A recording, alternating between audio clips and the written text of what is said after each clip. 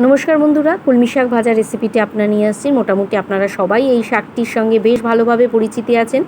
কলমি শাকের মধ্যে কিন্তু প্রচুর পরিমাণে পুষ্টিগুণ রয়েছে। লিভার এবং হার্ট ভালো রাখতে যেমন সাহায্য করে, দৃষ্টিশক্তিও বাড়িয়ে তোলে।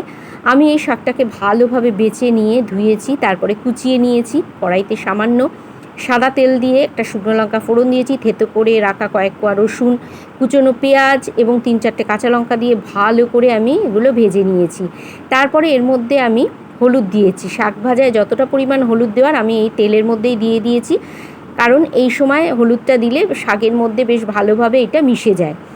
এরপরে কুচনো শাকটা দিয়ে আমি স্বাদ অনুযায়ী লবণ দিয়ে ভালো করে একটু নাড়াচাড়া করে আমি কিছুক্ষণের জন্য ঢেকে দেবো, কারণ শাকের মধ্যে যে জলটা বেরোবে তাতে শাক আমার মোটামুটি সেদ্ধ হয়ে যাবে। সেই জন্য কিছুক্ষণ আমি একটু ঢাকা দিয়ে রেখেছি। তারপরে আমি কিছুক্ষণ পর ঢাকাটা সরিয়ে দিয়েছি। শাক আমার মোটামুটি সেদ্ধ হয়ে গেছে। আর আমি ঢাকা দেবো না, কারণ বেশি ঢাকা দিলে শাকের যে রঙটা, সবুজ রঙটা, সেটা নষ্ট হয়ে যায়। আর শাকের মধ্যে যে জলটা থাকে সেটা যতক্ষণ না শুকিয়ে যায় আমি কিন্তু শাকটা ভালো করে আমি ভেজে নেব। শাকের মধ্যে জল থাকলে সেই শাক ভাজা একদমই ভালো লাগে না। আমার শাক ভাজা প্রায় হয়ে এসছে, এবার আমি নামিয়ে নেব। গরম ভাতের সাথে কিন্তু এই কলমি শাক ভাজা কিন্তু বেশ ভালো লাগে। আপনারা নোটে শাকও ঠিক এইভাবে ভাজতে পারেন। রেসিপিটা ভালো লাগলে একটা লাইক কমেন্ট করে দেবেন।